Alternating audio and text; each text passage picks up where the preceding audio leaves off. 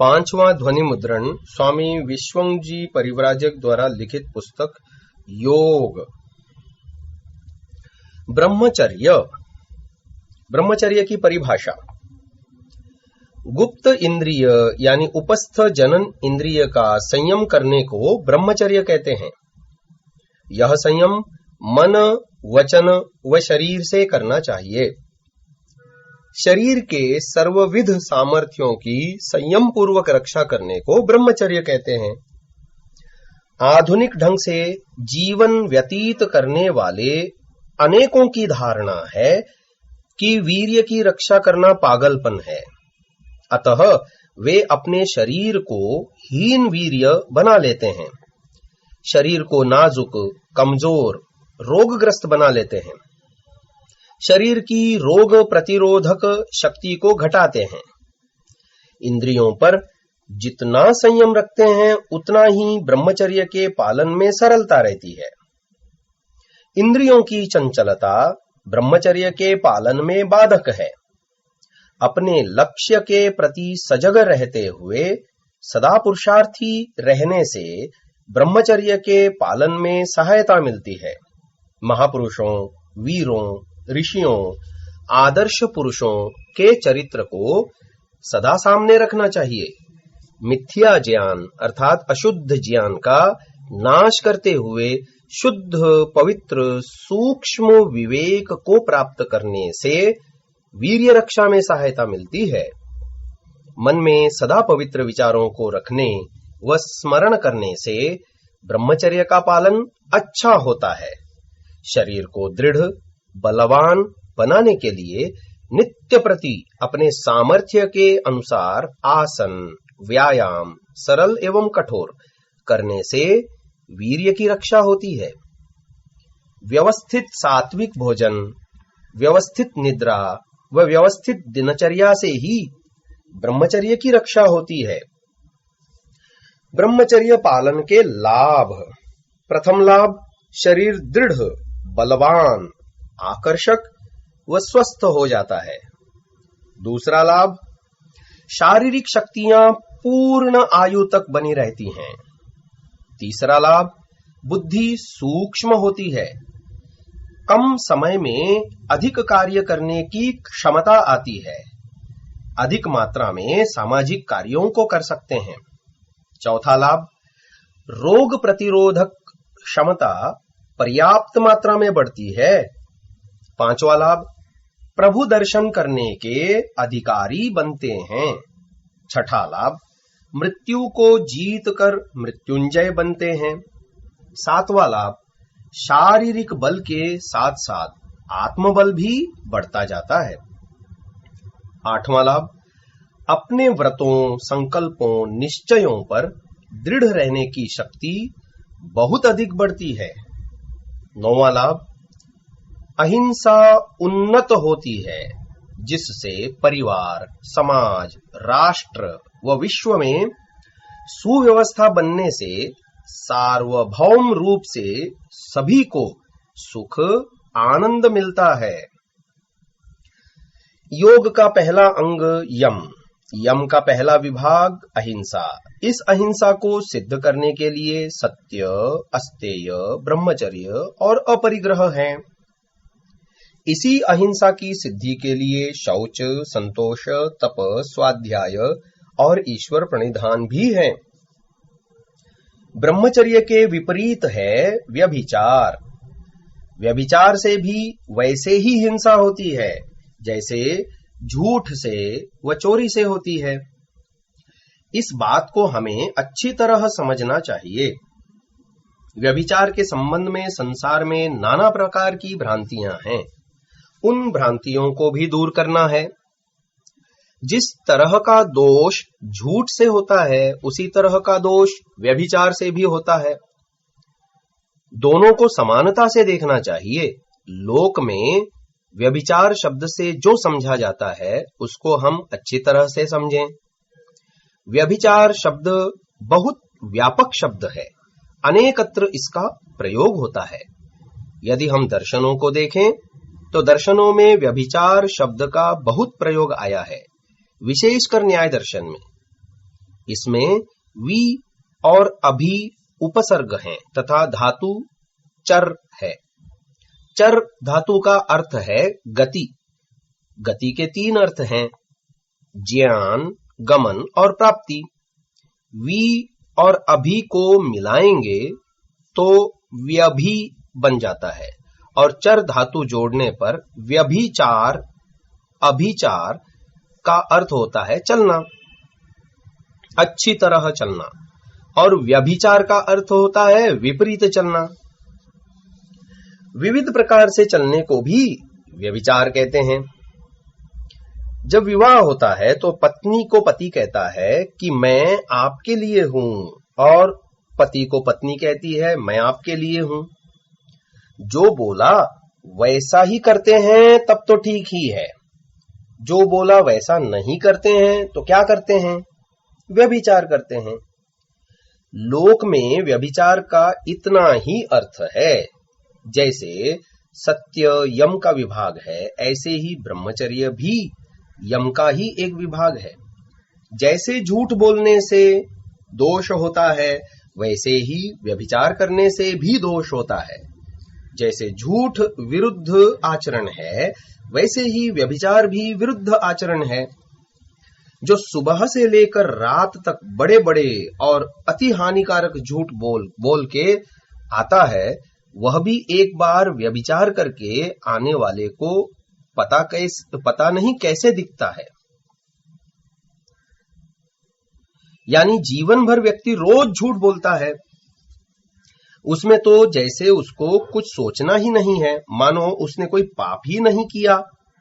और दूसरे ने मान लीजिए जीवन में एक बार व्यभिचार कर दिया तो बस उसका जीना दूभर कर दिया जाता है। जैसे झूठ के स्तर होते हैं, ऐसे ही व्यभिचार के भी होते हैं। एक स्तर का झूठ जो फल देता है, उसी स्तर का व्यभिचार भी उतना ही फल देने वाला होता है। यदि कोई व्यभिचार करता है तो वह निंदनीय है, इसमें दो राय नहीं है। लेकिन उससे अच्छा झूठ बोलने वाले को मत मानना। वह यम के एक विषय में गिरा हुआ है और यह दूसरे विषय में गिरा हुआ है। उसके गिरने और इसके गिरने में कोई अंतर नहीं है, गिरे तो दोनों ही हैं। कोई 1 रुपये के लिए झूठ बोलता है तो कोई 100 रुपये के लिए, कोई 1000 के लिए बोलता है, कोई मकान के लिए बोलता है, कोई किसी और के लिए बोलता है। जैसे असत्य के स्तर हैं, वैसे ही व्यभिचार के भी स्तर हैं।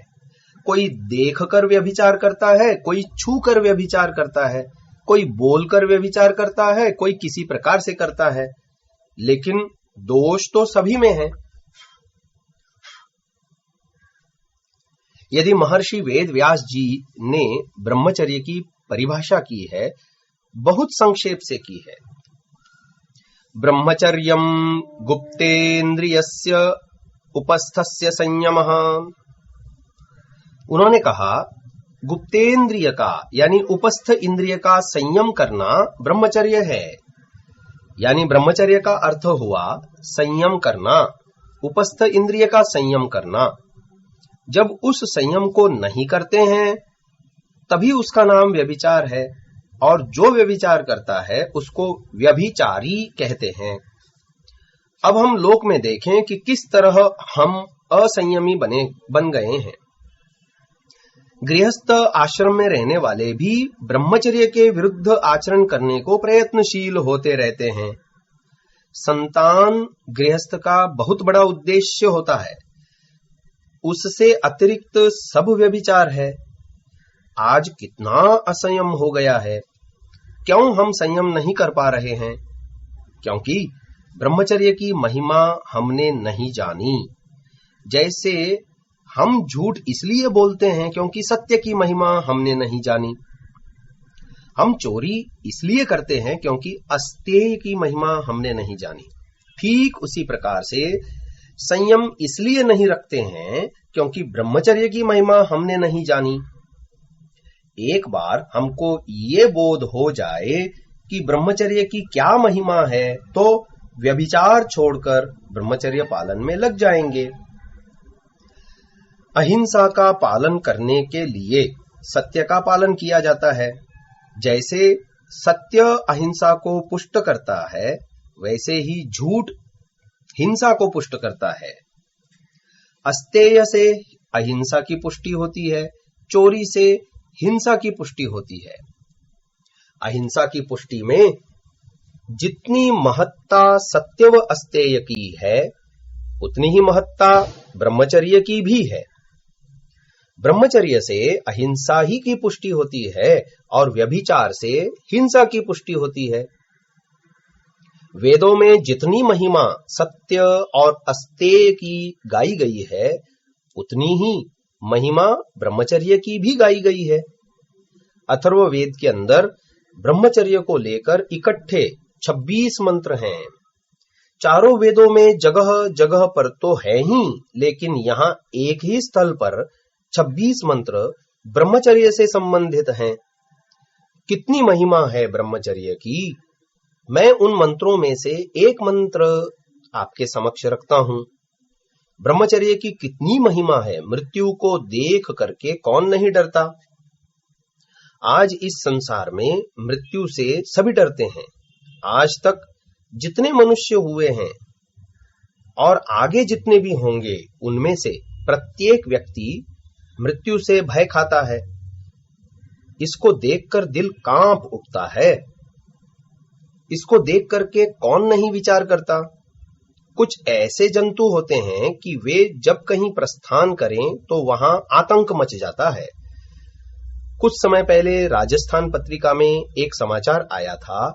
किसान लोग समझते हैं कोई कीड़ा आ गया है, जिसके कारण से पूरे खेत के खेत नष्ट हो रहे हैं।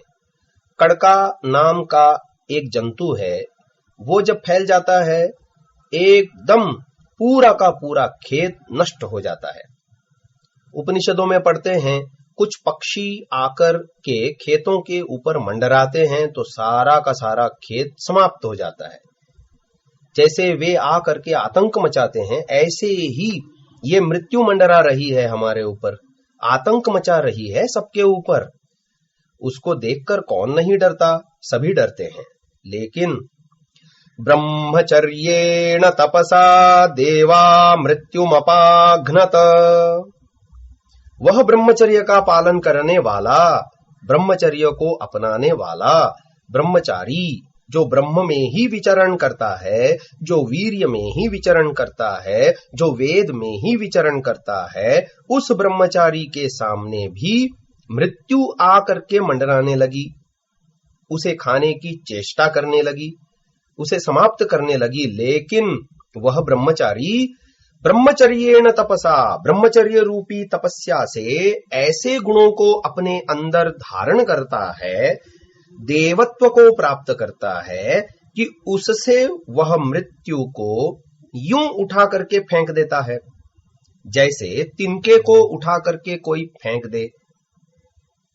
ब्रह्मचर्येण तपसा देवा मृत्युम अपाघ्नत, दिव्य गुणों को धारण करके करने वाले ब्रह्मचारी ने ब्रह्मचर्य रूपी तपस्या से उस मृत्यु को समाप्त कर दिया, उसको उठा करके पटक दिया। उस परमपिता परमात्मा को स्वीकार करना पड़ा। हां, इसने मृत्यु को जीत लिया। इंद्रोह ब्रह्मचर्येण देवेभ्यः स्वराभरत, इंद्र अर्थात परम ऐश्वर्यशाली, परम ऐश्वर्यों से युक्त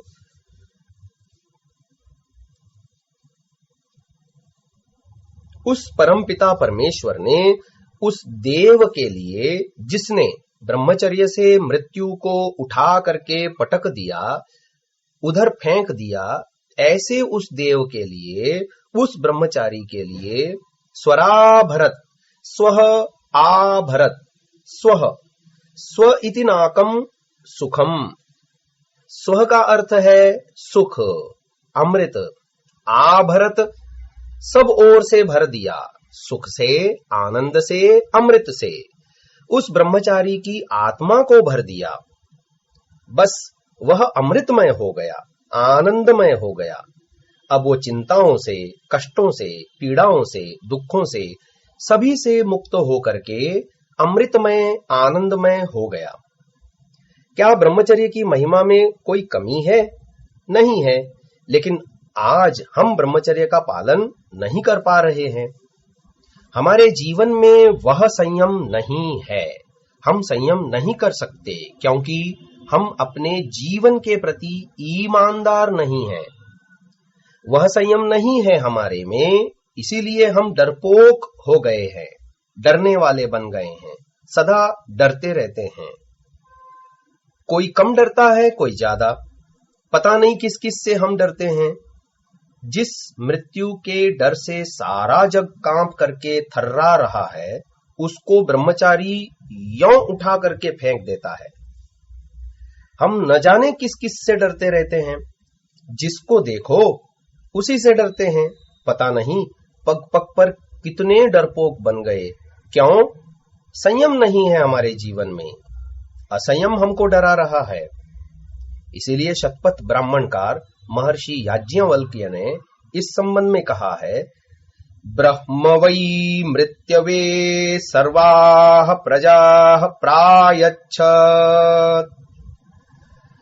ब्रह्म परमपिता परमेश्वर ने मृत्यु के लिए सारी प्रजा को दे दिया कि हे मृत्यु, तुझे मैं वरदान देता हूं। ये सारी प्रजा है ना, इन्हें तुझे देता हूं, तू इन्हें अपना ग्रास बना सकती है।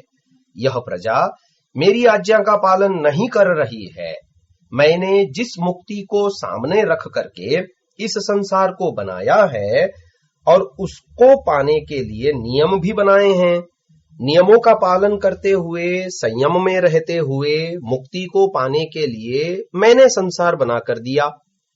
ये सारी प्रजा मेरी आज्ञा की अवहेलना करते हुए मूर्खता के अंदर फंसती ही जा रही है। हे मृत्यु, तू इनके पास जा। लेकिन जब मृत्यु प्रसन्नता के साथ गई और सारी प्रजा को खाने लगी, तो जैसे ही ब्रह्मचारी सामने आया, उसने मृत्यु को उठा करके तिनके के समान पटक दिया। तो वह बहुत हताश निराश होकर के ब्रह्म के पास आकर कहने लगी, उसने तो मेरे को यूं उठा करके फेंक दिया।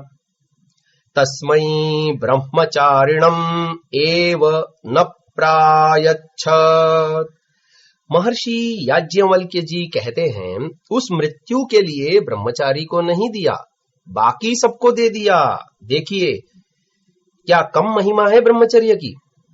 इसी बात को समझाने के लिए आचार्य चरक ने बहुत अच्छी बात कही है। वे कहते हैं, तस्मात् पुरुषो मतिमान आत्मनः शरीरम अनुरक्षन् शुक्रम अनुरक्षेत् परा ह्येषा फल निवृत्तिः आहारस्य। जो शरीर विज्ञान के महान वैज्ञानिक थे, शरीर की एक एक नस को जानने वाले थे, ऐसे आचार्य चरक कहते हैं, इसीलिए हे बुद्धिमान पुरुष, यदि तू अपने शरीर की रक्षा करना चाहता है, शरीर को बचाना चाहता है, मुक्ति के लिए, आनंद के लिए, अमृत के लिए, तो तू अपने वीर्य की सुरक्षा कर ले। चाहे दुनिया में कुछ भी चला जाए, तू वीर्य की रक्षा किया कर। क्यों? परा ह्येषा फल निवृत्ति ही आहारस्य। ये आहार का फल है, ये सार है, ये उस संपूर्ण आहार का सार है। इसलिए इसी को आगे क्षमा चाहता हूं, ये उस संपूर्ण आहार का सार है। इसीलिए इसको आगे कहते हैं, आहारस्य परम धाम शुक्रम तद्रक्ष्यम आत्मनः क्षये हि अस्य बहून् रोगान् मरणं वा निगच्छति। ये जो वीर्य है, ये आहार का परम धाम है, उत्कृष्ट सार है। यदि तू वास्तव में अमृत पाना चाहता है, तो उसकी रक्षा किया कर। यदि उसका क्षय तूने कर लिया असंयम से, तो देख लेना, समझ लेना, तू दुनिया भर के रोग आ जाएंगे तुझे। उसी असंयम का परिणाम है आज के बहुत से रोग। बहून रोगान के बाद कहा मरणम वा निगच्छति, तू तो मृत्यु को ही प्राप्त कर लेगा। यदि तूने ब्रह्मचर्य की रक्षा नहीं की तो मृत्यु आ करके तुझे निगल जाएगी, क्योंकि ब्रह्मचर्य की रक्षा मृत्यु से बचने का उपाय है। ब्रह्मचर्य की रक्षा आनंद से भर जाने का उपाय है। तो इसीलिए अब्रह्मचर्य को समझने का, क्षमा चाहता हूं,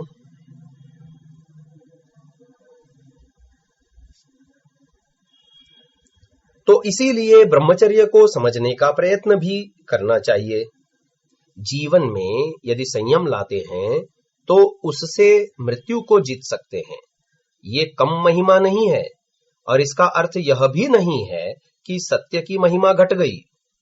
सत्य की महिमा नहीं घटी, सत्य की भी उतनी ही महिमा है जितनी कि ब्रह्मचर्य की है। उतनी ही महिमा अस्तेय की है, दान देने की है। उतनी ही महिमा अपरिग्रह की है, क्योंकि ये एक ही अंग के विभाग हैं। योग का जो प्रथम अंग है यम, उसी एक अंग के ये विभाग हैं, और एक एक विभाग का उतना ही महत्व है जितना दूसरे विभाग का है। इसलिए हम अपनी दृष्टि को बदल करके एक ऐसी दृष्टि बनाकर चलें जो सबको साथ लेकर चल सकते हैं। आज के संसार की चकाचौंध को देखकर ब्रह्मचर्य का पालन करना अत्यंत कठिन होता जा रहा है। हमने अपने जीवन मूल्यों को समझने का संभवतः प्रयास ही नहीं किया। आज का मनुष्य इतना ही जानता है कि मुझको रोटी चाहिए, कपड़ा चाहिए, मकान चाहिए, आने जाने के साधन चाहिए। वह जीवन को इतने से ही कृतकृत्य मानता है। उसे ये बोध नहीं है कि जीवन का मूल्य क्या है। इसी कारण अपने जीवन को उच्छृंखल बनाता जा रहा है। ब्रह्मचर्य की कुछ महिमा पूर्व में कही जा चुकी।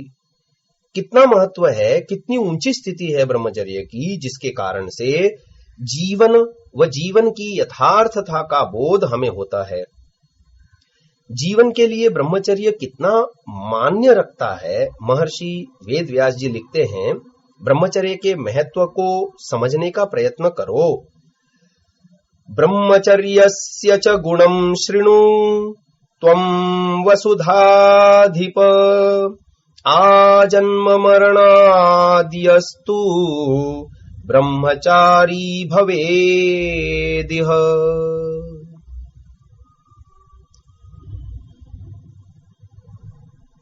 हे राजन, ब्रह्मचर्य की महिमा को सुनो। क्यों राजा के लिए सुनाया जा रहा है? क्योंकि बिना ब्रह्मचर्य के राजा राज्य की समुचित व्यवस्था नहीं कर सकता। इसलिए अथर्ववेद कहता है, ब्रह्मचर्येण तपसा राजा राष्ट्रम विरक्षति। राष्ट्र की सुरक्षा राजा ब्रह्मचर्य के तप द्वारा ही कर सकता है। इसलिए वेद व्यास जी राजा के लिए सुना रहे हैं, यदि जन्म से लेकर मृत्यु पर्यंत ब्रह्मचारी रहे तो उसको बोध होगा ब्रह्मचर्य का मतलब क्या होता है। गृहस्थ के लिए भी कहा जाता है, हे गृहस्थों, तुम केवल संतान के लिए ही मिलना, बस न तस्य किंचिद अप्राप्यमस्ति। ब्रह्मचर्य का पालन करने वाले व्यक्ति के लिए अप्राप्य कुछ भी नहीं हो सकता। संयम में रहने वाले व्यक्ति को अप्राप्त कुछ भी नहीं हो सकता। निकाल दो अपने मन में से इस बात को कि मैं नहीं कर सकता। इस बात को बिठा लो कि मैं ब्रह्मचर्य का पालन करूंगा, संयम पूर्वक रहूंगा और मैं सब कुछ कर सकता हूं। वेद व्यास जी कहते हैं, बहुव्यः कोट्यस्तु ऋषीणाम ब्रह्मलोके वसन्त्युत। तुम किस दलदल में फंसते जा रहे हो? अरे करोड़ों ऋषि लोग ब्रह्मलोक में निवास कर रहे हैं। किस कारण से? ब्रह्मचर्य के तप से। वास्तव में मृत्यु से बचना हो, मृत्यु को जीतना हो, मृत्युंजय बनना हो तो ब्रह्मचर्य का ही पालन करना चाहिए। इसी ब्रह्मचर्य की महिमा को जानकर नचिकेता यमाचार्य के पास जाकर प्रश्न करता है। यम ने तरह तरह के प्रलोभन उस ब्रह्मचारी के सामने रख दिए, किंतु ब्रह्मचारी यमाचार्य से 3 प्रश्न करता है। उनमें से एक प्रश्न यह रहता है, मुझे बताओ कि मैं मृत्यु को कैसे जीतूं? मैं मृत्यु को जीतना चाहता हूं। यमाचार्य कहता है, तू इस बात को छोड़ दे, तुझे जो चाहिए ले जा। उसके सामने इतने प्रलोभन दिए जाते हैं यमाचार्य ने कि जो प्रलोभन आज दुनिया में लोगों को फंसाए जा रहे हैं वे तो उसकी तुलना में कुछ भी नहीं। हाथी ले जाओ, घोड़े ले जाओ, ये ले जाओ, वो ले जाओ, इन स्त्रियों को, इन अप्सराओं को, सारा का सारा वैभव ले जाओ, लेकिन इस बात को मत पूछो कि मृत्यु के बाद क्या होता है। इस बात को मत पूछो कि मृत्यु को कैसे जीता जाए। ऐसी स्थिति में नचिकेता का मात्र एक ही उत्तर है, वह कहता है, ये जो तुम देना चाहते हो ना, हाथी घोड़े आदि, ये सारे के सारे तो कल तक ही रहने वाले हैं, यानी नश्वर हैं। ये तो समाप्त होने के स्वभाव वाले हैं। मैं इन पदार्थों से तृप्त होने वाला नहीं हूं। क्यों? सर्वेन्द्रियाणाम जरयन्ति तेजः, ये सारे तो मेरी इंद्रियों के तेज को क्षीण करने वाले हैं। फिर वो आगे कहता है, जीवन कितना है, जीवन कब तक जीऊंगा मैं, इसको पा करके अपि सर्वम जीवितम अल्पम एव तवैव वाहास्तव नृत्य गीते। देखो, तुम्हारा ये नाच गान, तुम्हारा ये वैभव सब तुम्हारे पास रख लो। ये नाच गान मुझे नहीं चाहिए, ये भोग मुझे नहीं चाहिए। मैं तो ब्रह्मचारी रहूंगा, मैं तो अपनी इंद्रियों को निस्तेज नहीं होने दूंगा, मैं तो संयम में रहूंगा। कितनी महिमा है ब्रह्मचर्य की। इसीलिए वेद व्यास जी आगे कहते हैं, सत्येरतानाम सततम दान्तानामूर्ध्वरेतसाम ब्रह्मचर्यम दहेद्राजन् सर्वपापान्युपासितम्। वह ब्रह्मचारी हमेशा सत्य में रत रहता है, यथार्थ में ही जीता है, असत्य का आचरण कभी नहीं करता। सदा वह सत्य में ही विचरण करता है, दमन करता है अपनी इंद्रियों का, अपने मन पर नियंत्रण रखता है। शक्ति को, ऊर्जा को, बल को, जिसके कारण से हम जीवित रह रहे हैं, उस वीर्य को ऊर्ध्व यानी ऊपर की ओर ले जाता है, ब्रह्म में लगाता है, विद्या में लगाता है। जो व्यक्ति ब्रह्मचर्य की उपासना करता है, जिसने ब्रह्मचर्य की रक्षा को सर्व पापानि दहेद राजन, वह ब्रह्मचर्य सारे के सारे पापों को भस्म कर देता है। यही ब्रह्मचर्य की महिमा है।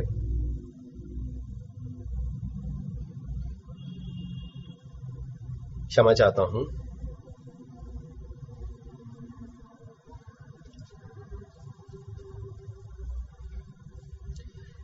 जिसने ब्रह्मचर्य की रक्षा की, सर्व पापानि दहेद राजन, वह ब्रह्मचर्य सारे के सारे पापों को भस्म कर देता है। यही ब्रह्मचर्य की महिमा है। लेकिन आज की स्थिति को देखिए, हम अपने को देखें, अपने को टटोल कर देखें तो पग पग पर पता चलेगा कि मैं कितना असंयमी हूं। इतना असंयमी रहते हुए मैं किसकी इच्छा रखता हूं, किसकी कल्पना कर रहा हूं। मेरी कल्पना कितनी ऊंची हो गई।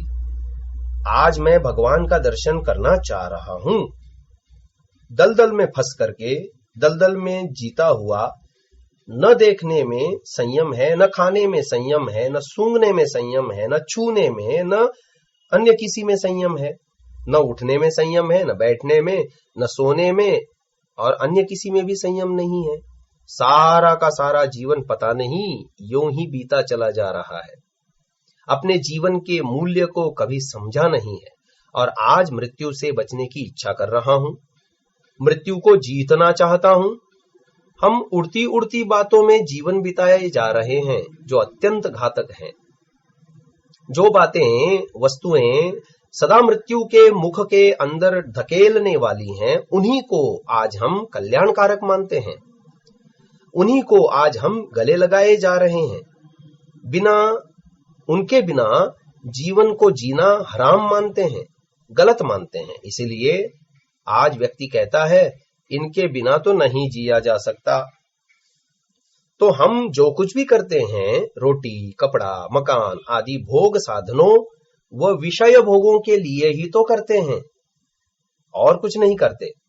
इसी के लिए पढ़ते हैं, इसी के लिए जीते हैं, इसी के स्वप्न लिया करते हैं, इसीलिए उच्छृंखल होकर के जी रहे हैं। हम पिता बनकर, दादा दादी बनकर भी बच्चों को उच्छृंखल बनाए जा रहे हैं। हमने अपनी जीवन शैली को बदल दिया है। बच्चों को पता नहीं क्या क्या बताने जा रहे हैं। हम लोग क्या बनना चाह रहे हैं, हम अपनी संतति को क्या देना चाहते हैं, किसी को यह ध्यान नहीं है कि शास्त्र क्या होते हैं। जिस शास्त्र के आधार पर हम अपने जीवन को सफल कर सकते हैं, जिस ईश्वर के कारण से हम इस धरती पर जी रहे हैं, जिसके लिए संसार बनाया, उस आत्मा को हमने भुला दिया, समाप्त कर दिया। तुच्छ पदार्थों के लिए हम अपने मूल्यों को ही दांव पर लगा देते हैं, जीवन को ही दांव पर लगा देते हैं, अपनी आत्मा को बेच देते हैं। कब सचेत होंगे हम? क्या मरकर भी सचेत नहीं होंगे? इस जीवन में कुछ तो कर डालूं मैं, कुछ तो कर लूं इस जीवन में, आदमी ये सोचता है।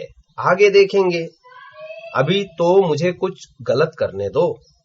जो शिक्षा खुद हम देते हैं अपने बच्चों को, बेटा ऐसा नहीं करना चाहिए, बेटा वैसा नहीं करना चाहिए, ये नहीं करना चाहिए, वो नहीं करना चाहिए, वही शिक्षा बदल जाती है। बच्चे जब बड़े हो जाते हैं तो उन्हें हम कहते हैं, बेटा इसके बिना काम नहीं चल सकता, तुझे ऐसा तो करना पड़ेगा, तुझे इस संसार में जीना है तो ऐसा ऐसा करना पड़ेगा।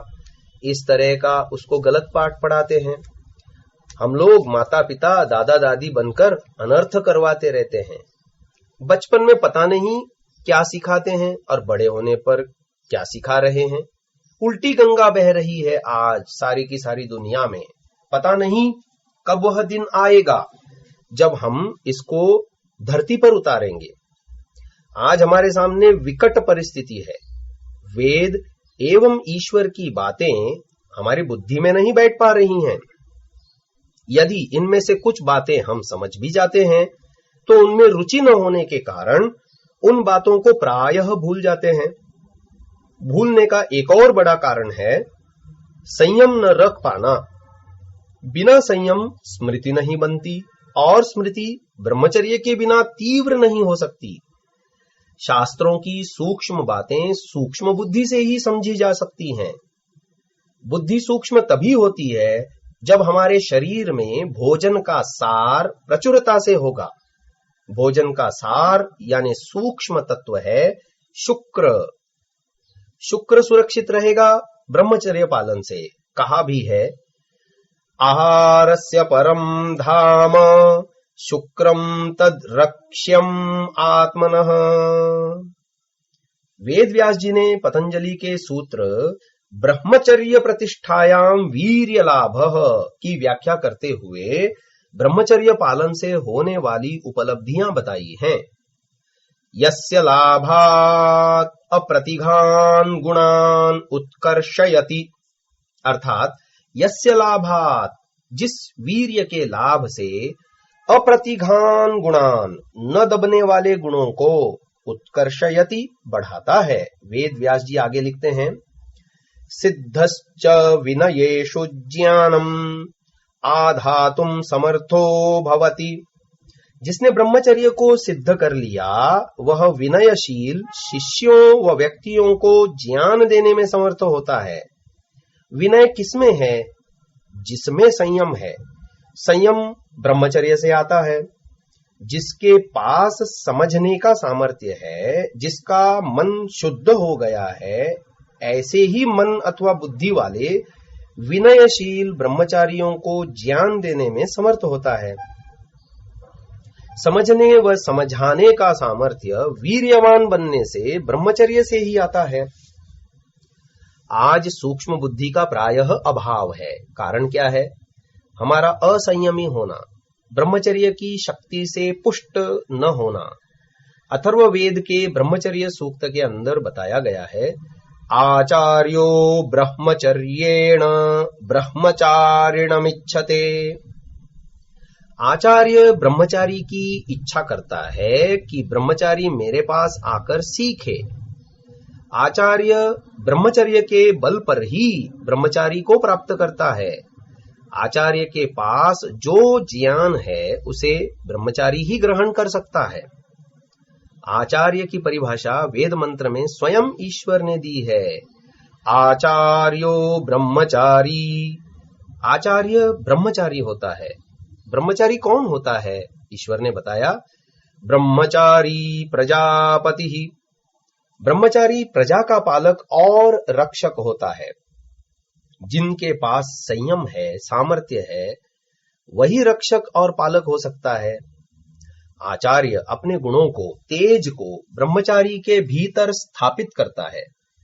आचार्य के इन गुणों और तेज को अपने भीतर धारण करके जब ब्रह्मचारी प्रजा के बीच में आता है, अर्थात शिक्षा प्राप्ति के उपरांत संसार में आता है, तो वह सबका पालन और रक्षा करता है।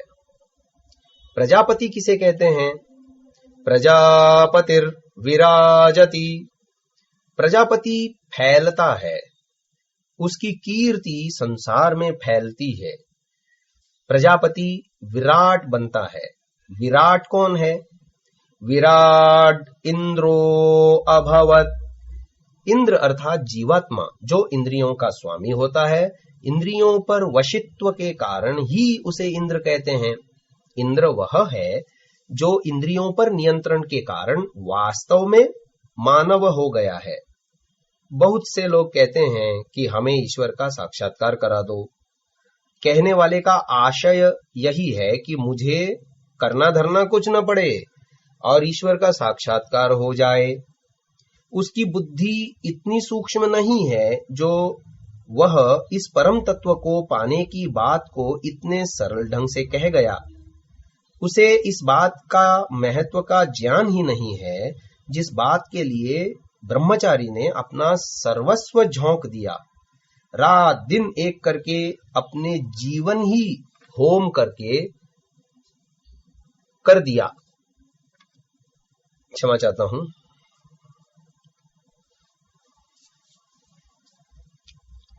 रात दिन एक करके जिसने अपना जीवन ही होम कर दिया, वही अभी तक अपने प्रमाद आलस्य को, अपनी न्यूनताओं को पूरी तरह दूर नहीं कर पाया है।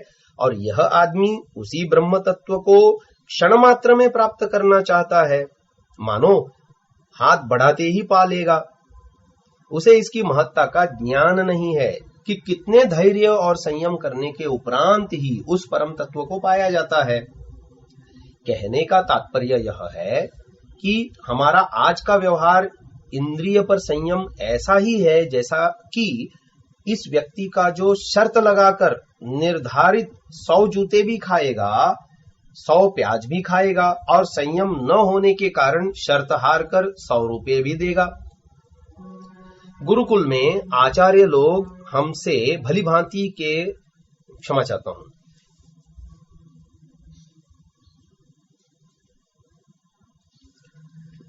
गुरुकुल में आचार्य लोग हमसे भांति भांति के कार्य कराया करते थे।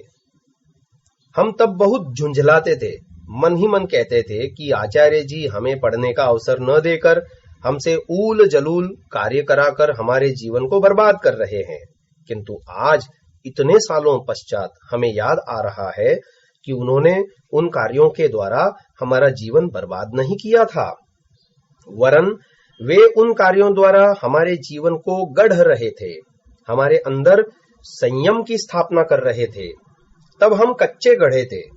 कच्चा घड़ा अग्नि में रखे बिना पकता नहीं। मूल्य पके घड़े का होता है, कच्चे घड़े का नहीं। इसीलिए वे हमें तपा रहे थे, पका रहे थे। आज के सुविधा भोगी छात्र केवल शास्त्रों के पीछे ही दौड़ रहे हैं, एकाकी ज्ञान ही प्राप्त कर रहे हैं। ज्ञान तो उन्हें निश्चित रूप से प्राप्त हो जाएगा, किंतु उनमें वह संयम और धैर्य विकसित नहीं होगा। आज कोई परिश्रम नहीं करना चाहता। ब्रह्मचारियों को विनयशील, धैर्यवान बनाने का आग्रह होना ही चाहिए। ब्रह्मचर्य मनुष्य को कल्पनातीत ऊंचाई पर पहुंचा देता है। आचार्यो ब्रह्मचारी ब्रह्मचारी प्रजापतिः प्रजापतिर्विराजति विराडिन्द्रो भवद्वशी आचार्यो ब्रह्मचर्येण ब्रह्मचारिणमिच्छते यस्य लाभात् अप्रतिघान् गुणान् उत्कर्षयति सिद्धश्च विनयेषु ज्ञानमाधातुं समर्थो भवति।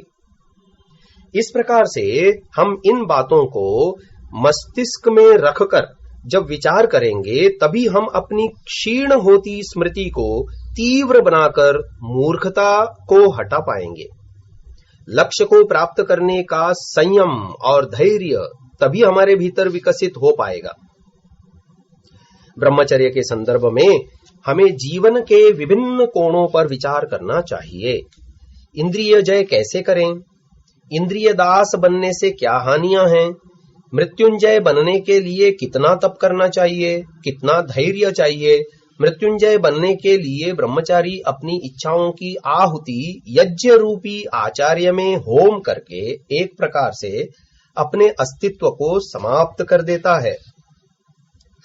वह आचार्य को पूर्ण रूप से समर्पित होकर आचार्य की ही इच्छा पूर्ण करता है।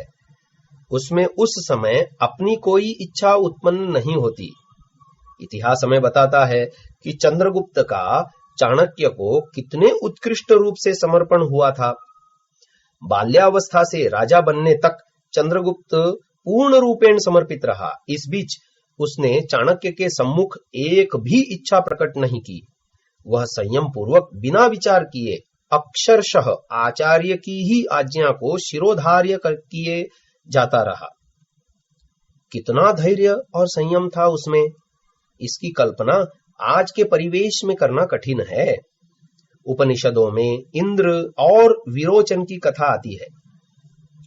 प्रजापति ने घोषणा की कि जो मृत्युंजय बनना चाहता हो, मृत्यु से बचना चाहता हो, वह मेरे पास आए। इस घोषणा को सुनकर देवों का प्रतिनिधि इंद्र और असुराधिपति विरोचन दोनों ही प्रजापति के पास जाते हैं। प्रजापति अर्थात ब्रह्मचारी आचार्य ने उन्हें कहा कि तुम्हें स्वयं को 32 वर्ष तक शिक्षा प्राप्ति हेतु मुझे समर्पित करना होगा। इतने दिनों तक तुम दोनों बिना ना नुकुर के शांति भाव से केवल मेरी बातें सुनकर धारण करोगे, प्रश्न कोई नहीं करोगे। इस प्रकार दोनों ब्रह्मचर्य पूर्वक आचार्य की सेवा में तत्पर रहे। समय पूर्ण होने पर आचार्य ने उन्हें मृत्युंजय बनने के लिए एक उपाय बताया। आज्ञा शिरोधार्य करके दोनों चले जाते हैं। मनन करने पर इंद्र को इससे संतोष नहीं होता है। उसने आचार्य से कहा कि आचार्य जी, मृत्युंजय बनने के लिए आपने जो मुझे शिक्षा दी वह उचित नहीं लगी। आचार्य ने कहा, ठीक बात है, तो 32 वर्ष तक उसी तरह तपह पूर्वक फिर से आश्रम में रहो। इंद्र धैर्य पूर्वक फिर 32 वर्ष तक वहां शिक्षा प्राप्त करता रहा। आचार्य ने समय पूर्ण होने पर पुनः मृत्युंजय बनने का दूसरा उपाय बताया। मनन करने पर इंद्र को पुनः असंतोष प्रकट हुआ। वह अब भी स्वयं को मृत्यु के मुख में फंसा देखता रहा। वह पुनः आचार्य के समीप पहुंचा। उसने शंका प्रकट की तो आचार्य ने 32 वर्ष पर्यंत पुनः शिक्षा प्राप्त करने को कहा। इस प्रकार इंद्र 96 वर्षों तक शिक्षा प्राप्त करने के उपरांत भी संतुष्ट न हो सका। पुनः 5 वर्ष और आश्रम में रहने की बात कही गई। जब वह 101 वर्ष के बाद उसे विदित हुआ कि यह महिमा तो ब्रह्मचर्य की है जो मनुष्य को मृत्यु के मुख से बचा सकती है। कितना अपार धैर्य था इंद्र में अपने लक्ष्य को प्राप्त करने का। विरोचन तो मात्र 32 वर्ष पश्चात ही संतुष्ट होकर चला गया। उसने मनन नहीं किया। उसने तो आचार्य की बात सुनकर ही संतोष कर लिया। उसमें धैर्य नहीं था, इसलिए पुनः नहीं आया। इंद्र मननशील व धुन का पक्का था, इसलिए संतुष्टि प्राप्त करने के लिए 101 वर्षों तक धैर्य पूर्वक व्यतीत कर दिए। आज के मनुष्य में 101 दिन तक का भी धैर्य नहीं है। इतना धैर्य, संयम और इंद्रियों पर नियंत्रण रखने के कारण ही उसको यह बोध हुआ कि मृत्यु को किस प्रकार जीता जा सकता है। ठीक इसी प्रकार नचिकेता का भी उदाहरण है। उसके सामने मृत्यु ने बड़े बड़े प्रलोभन रख दिए। संसार में उपलब्ध समस्त ऐश्वर्य को मनुष्य ने उसे देने का वचन दिया। क्षमा चाहता हूं।